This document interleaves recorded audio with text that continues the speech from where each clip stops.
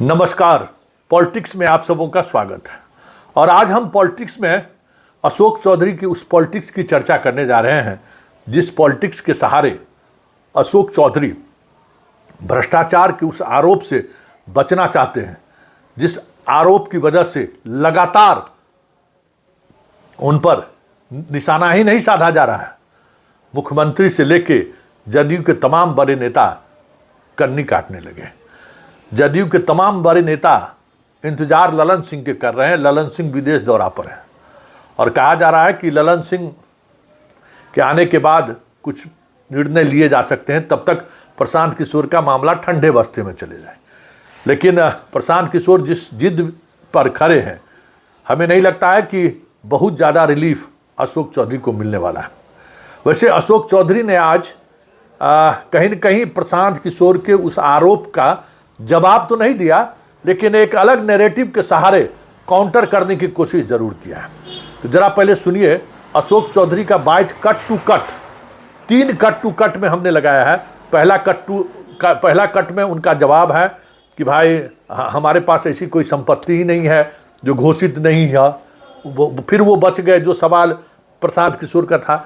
दूसरा कट है कि हम दलित हैं, हम कलेजा तोड़ कर राजनीति करते रहे हैं, हमको कोई झुका नहीं सकता है, मतलब फिर उस सियासत को साधना चाह रहे हैं। और तीसरी बात पर गौर करिएगा, एक खास एजेंडे के तहत जो यूट्यूबर्स हैं या पत्रकार हैं, जिसको अशोक चौधरी ने किसी तरीके से, बहुत तरीका होता है ना, उस तरीके से मतलब समझ ही सकते हैं। वो देखिए किस तरीके से सवालों को भटका रहा है। 225, 200 पार जो सवाल है, मूल सवालों से कैसे भटकाने की कोशिश हो रही है, जरा वो भी देखिए। लेकिन हम आपको शुरुआत अशोक चौधरी के उस जवाब के साथ हम आपको दिखाने जा रहे हैं कि तीनों कट टू कट में उन्होंने कहा क्या है। प्रशांत किशोर ने 7 दिनों का समय दिया था, 5 दिन पूरे हो गए, क्या जवाब दीजिएगा? क्या चीज का? अपना 200 करोड़ का प्रॉपर्टी उन्होंने आरोप लगाया। देखिए, आरोप प्रत्यारोप लगाना अलग बात है। मैंने जहानाबाद में बयान दिया था कि मेरी घोषित संपत्ति का 200 करोड़ और 500 करोड़ नहीं, मेरी घोषित संपत्ति का 1 करोड़ या 1 धुर जमीन भी कोई दिखा देगा तो मैं मानने को तैयार हूं, मैं उसकी गुलामी करने को तैयार हूं। अब कल कोई आए और कहे कि ट्रंप के साथ इनका पार्टनरशिप है, इसका क्या मतलब है? आरोप लगाना है तो आरोप कभी भी राजनीतिक जीवन में किसी के ऊपर आरोप लगा दे। कल आप प्रॉपर्टी खरीदिएगा, आप पत्रकार है तो मेरा प्रॉपर्टी हो जाएगा। हमने जो प्रॉपर्टी घोषित किया है उसका 1 करोड़ या 200 करोड़ तो छोड़ दीजिए, 1 धुर जमीन भी अगर मेरे परिवार के नाम पर कहीं है तो उसका कागज लाके दीजिए। किसी का कागज दिखाने से थोड़ी अशोक चौधरी का कागज हो जाएगा। इसका डीड वो दिखा रहे हैं। अब किसका दिखा रहे हो तो उन्हें बताया, हम डीड थोड़ी देखे हैं।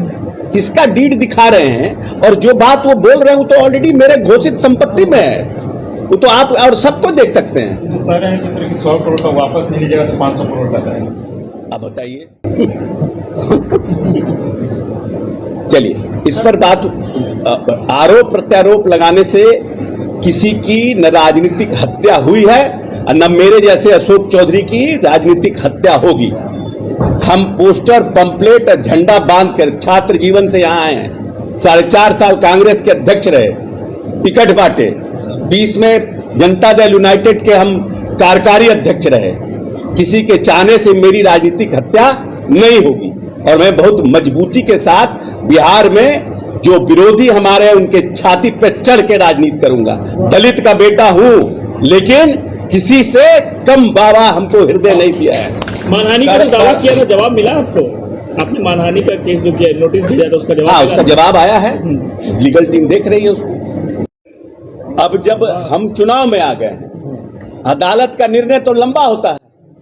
अदालत का निर्णय तो अभी 2 महीना 4 महीना में होगा नहीं, लंबी लड़ाई लड़नी पड़ेगी। लेकिन जो चुनाव जनता की अदालत है, ये जनता की अदालत तो महीना दिन 2 महीने में हमको रिजल्ट देगा।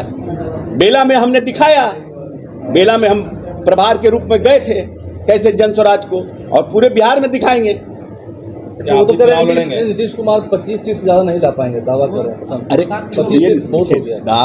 दावा परिदावा नीतीश जी एकमात्र नेता हैं जिनको पूरे बिहार की जनता को उन पर भरोसा है। इसके अलावा अभी बिहार में कोई दूसरा नेता पैदा नहीं हुआ है जितना विश्वास नीतीश जी पर जनता को है। इस बार क्या लक्ष्य है आपको? इस बार तो लक्ष्य हमारा 200 है, 200 पार।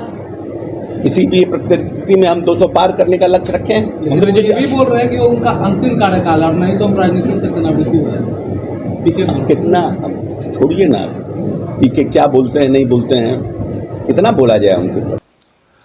तो आपने सुना, अरे प्रशांत किशोर ये कह रहा है, आप तो घोषित कि भाई दत्ता जी जो हैं जमीन आपको बेचे, उसकी राशि कहां से लाए, आपकी बेटी पैसा कहां से लाई, उसका जवाब दीजिए ना भाई। उसके जवाब से क्यों आप बच रहे हैं?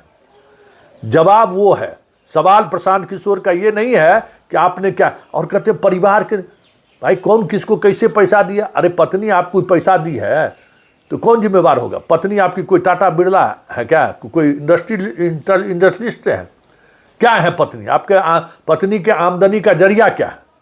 उस ट्रस्ट के तो एक रिजाइन दे दिए, एक जो है सो ऑफिस जाना बंद कर दिया, और किसी भी समय रिजाइन दे सकते हैं। वैसे अभी तक ट्रस्ट का कोई भी ट्रस्टी, सचिव हो, अध्यक्ष सचिव तो छोड़ दिए हैं, बाकी जो लोग हैं अभी तक मीडिया के सामने आकर प्रशांत किशोर के उन सवालों का जवाब नहीं दिया है कि जो अशोक चौधरी की पत्नी ने जो पैसा दिया आपके ट्रस्ट को, उस पैसे से जो संपत्ति की अर्जित हुई है संपत्ति, उसका मतलब क्या है? क्यों वो ट्रस्ट में उन्होंने पैसा दी करोड़ों रुपये? उसका जवाब दीजिएगा ना। कहाँ उसका जवाब अशोक चौधरी दे रहे हैं? अशोक चौधरी कह रहे हैं कि भाई ट्रंप हम कुछ कर लीजिए, पत्रकार कुछ कर ले, तो उससे हम कहाँ जिम्मेवार हैं? तो आप जिम्मेवारी से कैसे बच सकते हैं? उन सवालों का जवाब अभी भी अनुत्तर है, जिन सवालों को लेकर मीडिया वाले से अशोक चौधरी को सवाल करना चाहिए, लेकिन मीडिया सवाल कर नहीं सकती है। मतलब समझ जाइए, हर कोई जो है सो अशोक चौधरी के एम्ब्रेला में ढक गया है। अब सवाल, लेकिन सवाल तो बनता है ना कि जो राशि की बात चर्चा, ठीक है डिक्लेरेशन में आपने किया है, तो डिक्लेरेशन में जो गड़बड़ी सामने आई है, 10 लाख रुपया दिए, फिर इनकम टैक्स का नोटिस आया, मिला कि नहीं इनकम टैक्स का नोटिस? कहिए कि नहीं मिला। फिर आप 25 लाख रुपया दिए कि नहीं अकाउंट में? कहिए कि हम नहीं दिए, ये सारा आरोप निराधार है। कहिए कि हमारी पत्नी कोई ट्रांजैक्शन नहीं किया है उस ट्रस्ट से। तो जो सवाल है उस सवाल का तो जवाब आप दे नहीं रहे हैं। और वहीं दूसरी ओर जिस सियासत के सहारे प्रशांत किशोर के उस अभियान को आप फ्यूज करना चाहते हैं, ये तय मानिए कि वो एक हर पॉलिटिकल पार्टी के लोग इस एजेंडे को अपनाते रहे हैं, और खास करके दलित और बहुजन समाज के आदमी तो इसको अक्सर इसका इस्तेमाल करते हैं। लालू यादव भी इस्तेमाल कर रहे थे, हाथी पर चढ़ कर जेल गए थे, लेकिन वक्त ऐसा आया कि उनको सजा भी हुई और उनकी पूरी राजनीतिक कैरियर खत्म हो गई। तो सिर्फ इसके सहारे अगर आप बिहार की सियासत को चाहना चाहते हैं, मतलब भ्रष्टाचार से जुड़े हुए मसले से अपने आप को हटाना चाहते हैं, तो ये अशोक चौधरी जी ऐसा होगा नहीं। आपकी मुसीबतें लगातार बढ़ रही है। जिस बात को लेकर आप जवाब देने से बच रहे हैं, वो बातें इतनी गंभीर हैं कि अगर मामला कोर्ट में गया तो फिर परेशानी बढ़ेगी। और पिछले बैंक वाला मामला तो चल ही रहा है, कैसे एक्यूज हट गई आपकी पत्नी, उस सवाल का जवाब भी अभी तक आपने नहीं दिया। खैर, सवाल जवाब का सिलसिला चलता रहेगा। अशोक चौधरी से एक सवाल मीडिया वालों ने सही कहा कि आप चुनाव लड़िएगा क्या? तो कहे कि हम बेलागंज का प्रभारी थे, हम जिता लिए ना। तो बेलागंज के प्रभारी में प्रशांत किशोर की पार्टी की वजह से ही आपकी पार्टी जीती है, उसमें आपका कोई कलाकारी नहीं है, ये बात सोच लीजिए। और बेलागंज में जिस आदमी का टिकट का खेल हुआ है वो भी खुलासा होगा कि जो रॉकी यादव को टिकट कैसे मिला है, उसके अकाउंट से 5 करोड़ रुपया किसके अकाउंट में गया है। रॉकी यादव जितना डर में है, ये भी बात एक बड़ा सवाल है कि रॉकी यादव के अकाउंट से अशोक चौधरी के खासम खास के अकाउंट में भी पैसा आया है। अभी वो खुलासा होना बाकी है, बहुत सारी चीज़ें सामने आएंगी, तब पता चलेगा कि रॉकी यादव को टिकट कैसे मिला है। वैसे ये खेल सिलसिला चलता रहेगा, लेकिन एक बात तो तय है कि सम्राट चौधरी हो, चाहे अशोक चौधरी हो, चाहे दिलीप चौधरी, वहाँ वाले जो हैं चौधरी जी वो हों, चाहे मंगल पांडे हो, सब का सब निशाने पर हैं। और आने वाले समय में इनके लिए मुश्किलें खड़ी होगी, ये भी तय मानिए, क्योंकि जिस तरीके से जहाँ से ये चीज़ फैलाई जा रही है, उनका मकसद है कि इन चारों को आराम से बिहार की सियासत से एक ऐसे जगह पर जाकर गुमनाम जगहों पर बिठा देना है जहाँ से फिर कहीं से कोई चूं चूं का आवाज़ तक नहीं है। चलिए पॉलिटिक्स में बस इतना ही, पॉलिटिक्स समझते चलिए। फिलहाल इजाज़त दीजिए, नमस्कार।